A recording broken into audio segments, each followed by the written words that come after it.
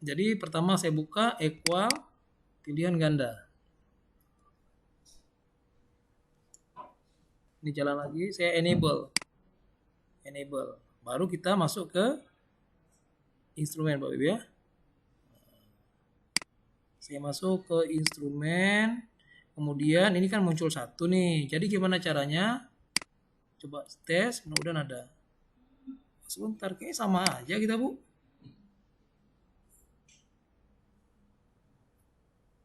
More.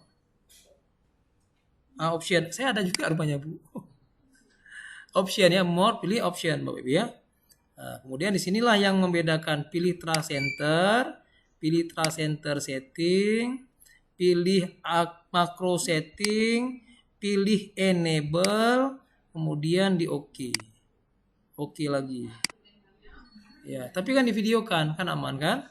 Nah, sudah, ini berarti sudah beres. Sekarang bagaimana? Coba kita tes. Saya pilih, tadi kan nggak bisa, sekarang bisa nggak? Nah, udah bisa Bu. Jadi itu langkahnya supaya dia bisa jalan. Kalau misalnya kita yang lain mungkin nggak sama dengan ini, kita buka kartu soal, kemudian kita baru menjalankan ini aplikasinya. Sekarang di sini katanya soal sesuai dengan indikator. Iya, maka pilihnya berapa? 1. Kemudian apa lagi? Soal dan pilihan jawaban tidak bersifat sara, betul nggak? Betul ya. Maka saya pilih 1 lagi. Pilihan jawaban homogen dan logis. Berarti karena soal pilihan ganda, ada pilihan jawaban. Kita cek. Ada nggak jawaban yang aneh-aneh? Oh, ini soal pilihan ganda kompleks ya. Oh, berarti saya ke bawah. Ini dia ya. Oke. Iya kan? Homogen dan logis. Nah, ini logis. Jangan sampai ini 20 mol, 24 mol, nanti 1000 mol. Kan aneh sendiri kan? Kira-kira gitu. Oh, kalau gitu oke nih. Nah, oke, homogen dan logis. Berikutnya apa lagi? Hanya ada satu kunci jawaban. Kalau saya bikin enggak, boleh enggak? Boleh. Ternyata ada 2 kunci jawaban misalnya. Ini kita biar aja Bu ya, contoh aja ya. Kemudian pokok soal, jelas dan tegas. Nah, sekarang kita lihat pokok soalnya. Mana pokok soal? Berapakah jumlah mol? Jelas Bapak Ibu? Jelas. Kadang-kadang enggak jelas, ini jelas. Berarti saya bikin. Nah, ini ada pokok soal jelas dan tegas, pokok soal jelas atau tegas. Berarti kalau enggak jelas, ya tegas gitu ya. Ini saya bilang terang, jelas dan tegas. Lanjutnya apa lagi? Ini saya sembarang aja Bapak ya, saya sembarang aja. Dasarnya Pak ya kartu soal itu. Kartu soal saya tandai.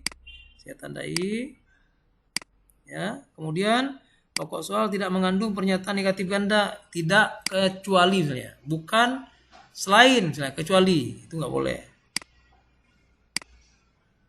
Oke, terus saya lanjutin, pilih lagi. Ini pilihan jawaban yang berbentuk angka disusun berdasarkan urutan yang besar ke kecil, betul? Atau kecil ke besar, betul ya? Betul. Ya. Kemudian kalau ada gambar, oh ini nggak ada gambar, pilihnya bintang. Kenapa? Nggak ngaruh. Ya, bintang itu menandakan boleh ada, boleh tidak. Kemudian butir soal tergantung pada jawaban, oh nggak tergantung karena cuma 1 soalnya. Kemudian mengandung bahasa yang sesuai dengan kaidah bahasa Indonesia, iya. Ya, kemudian soal menggunakan bahasa yang berlaku setempat. Ya, tidak menggunakan, boleh tidak ada. Oke, boleh dibintang aja kalau enggak. Kemudian apalagi soal menggunakan bahasa komunikatif, ya. Atau tidak misalnya, Bu. Jangan oh ya. Kemudian pilihan jawaban tidak mengulang kata atau frase. Iya. Oke, sudah kan? Sekarang bagaimana kita lakukan selanjutnya? Kita bawa ke bawah, di sini ada tombol. Ini kira-kira levelnya apa? Kita cek. Apa nih? Berapakah jumlah mol? Berarti di sini targetnya kemana nih? Kita lihat di indikator. Peserta didik mampu menghitung, berarti arahnya ke C3. Kita pilih nih di sini. Oh, kalau gitu dia C3 mengaplikasikan. Kalau sudah siap dikirim atau save. Nah, soalnya ini otomatis pindah ke 2. Ngerti? Bisa Bapak ya? Oh, selanjutnya ketika kita lihat hasilnya gimana? Hasilnya itu sudah ada nih, ada aspek yang nggak beres, aspek 3 dan 4 di di materi soal. Konstruksinya nggak ada masalah, bahasa di aspek 17. Oh, rupanya 17 enggak gitu. Saya salah klik nih. Boleh nggak? Lihatnya di mana? Dilihat data. Pilih kemari lagi. Pilih nomor 1. Perbaikinya di sini. Di sini kita perbaiki, ya.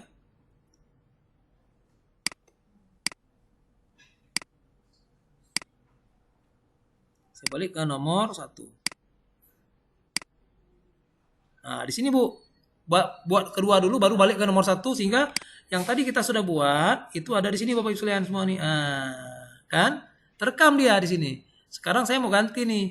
Yang nomor 17 yang tadi yang 17 betul padahal saya bikin nolnya. Padahal bahasanya sudah komunikatif. Saya ganti jadi 1. Oke, sudah oke kan? Saya bawa lagi kemari, saya edit save. Udah berubah. Kalau kita lihat di hasil yang 17-nya sudah nggak ada. Oke, jadi sudah tahu bagaimana cara isi. Kalau ada yang salah, tinggal edit, bagus lihat. Oke, berarti kemudian kita rekap. Apa yang kita rekap di sini? Ini ada persen-persen nih. Ditolak berapa soal, diperbaiki berapa soal. Mana yang diperbaiki? Lihat di hasil. Berarti poin nomor 3 dan 4. Apa poin 3 dan 4? Kita lihat di sini. Nomor 3 itu adalah pilihan jawaban homogen logis. Pak, kalau saya buat di sini kira-kira muncul nggak satunya? Nggak muncul. Kalau mengedit bukan di sini. Editnya di mana? Lihat data. Jadi kita pilih di sini. Baru muncul tadi apa yang sudah kita kerjakan. Oke. Jangan ngeditnya di sini. Nggak, kalau di ngedit di sini itu nggak bakal berubah apapun. Dianggap kita membuat soal baru ya. Oke. Kalau sudah kita lihat hasil berarti 3 4 nggak beres. Kalau memang ini soal teman kita bilang ini nomor 3 dan 4 tolong diperbaiki. Ada yang nggak beres. Ya. Kemudian rekapnya gimana? Rekapannya itu ini ada soal. Grafisnya gimana? Ketahuan tuh.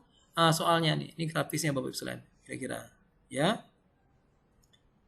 Bisa ini kebetulan waktu itu dibikin untuk soal US ya. Udah. Soalnya yang diperbaiki 1. Ini kan warna diperbaiki Bapak Ibu ya. Ini diperbaiki kan? 1. Mau dibesarin boleh lah. Gak apa-apa. Digunakan berapa gitu. Oke Bapak Ibu ya. Demikian caranya. Saya masukkan satu lagi. Misalnya ada satu soal, kebetulan soalnya entah di mana lah. Soal nomor berapa? Nomor 2. Soalnya bagaimana? Soalnya tidak sesuai indikator. Berarti otomatis kalau tidak sesuai dengan indikator, maka otomatis item lain hilang. Kalau begitu bagaimana? Ya tinggal drag ke bawah, terus disimpan. Soalnya ditolak. Oke, bagaimana hasilnya? Ditolak, warnanya merah, ketahuan. Berarti harus diganti soalnya kalau ditolak. Ya, nggak usah diperiksa lagi. Kalau sudah ditolak kan nggak usah periksa lagi. Ya, oke. Kemudian kalau ada satu lagi soalnya, bagian mana yang mengandung sara juga nggak boleh. Itu otomatis ditolak kalau mengandung sara. Saya coba lagi nih. Ini di sini saya bikin di nomor 3 itu sesuai indikator. Kemudian mengandung sara ya. Otomatis pilihan jawaban lain itu sudah tidak ada. Gitu. Jadi tidak boleh ada jawaban yang mengandung soal yang mengandung sara. Ya, saya kirim atau save. Oh, kalau ternyata Pak nggak mengandung sara, ini salah klik nih. Gimana caranya? Kalau salah, maka pilih nomor soalnya. Nomor berapa tadi? 3. Nah, oke kan ditolak tadi nih. Jadi gimana caranya? Kita ambil lagi ke atas. Nah, ini soal kita ganti. Ini jawabannya 1. Ya, kemudian sisanya tinggal diatur lagi sendiri. Ini 2, ini 1 misalnya, dan seterusnya.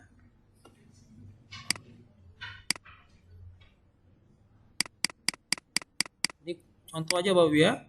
Oke, kalau sudah, saya anggap ini sudah lah semua kan. Nah, kemudian saya pilih ini tipe soalnya sampai ke memahami misalnya ya. Saya edit save. Otomatis grafiknya juga sudah berubah. Infografis sudah berubah. Ditolak itu ada 1, diperbaiki ada 2. Sudah selesai.